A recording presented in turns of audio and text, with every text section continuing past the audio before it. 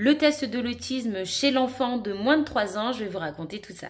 Donc ma fille a aujourd'hui 2 ans et demi et l'année dernière j'ai contacté le CRA de Toulouse, donc le centre de recherche de l'autisme, je crois que ça se dit comme ça, pour une suspicion d'autisme. Mais ils m'ont dit que pour les enfants de moins de 3 ans, on obtenait un rendez-vous assez facilement. Donc effectivement en moins d'1 an j'ai eu le rendez-vous. Premier rendez-vous il y a quelques jours avec le pédopsychiatre qui a énormément analysé ma fille. On était dans une pièce en fait où il y avait pas mal de petits jeux et il l'a laissé jouer toute seule, prendre des initiatives, etc. Moi je suspectais l'autisme notamment par rapport à certains de ses comportements, genre se fracasser la tête au sol quand elle n'était pas contente, problème de gérer la frustration. Il y avait pas mal de choses. Elle veut que je lui donne ses aliments par deux, il faut séparer les aliments dans l'assiette, enfin plein de petites choses comme ça où je trouvais ça suspect. Il a bien regardé pas mal de choses. Elle a joué d'elle-même à mettre des cubes dans l'assiette, à nous servir des assiettes et des cuillères, etc. A priori pour lui, tout ça c'était bon signe. Par contre, il me dit que je suis pas complètement folle dans le sens où il voit quand même qu'elle est très avancée intellectuellement et que selon lui, ce serait pas de l'autisme, mais que ce serait du haut potentiel.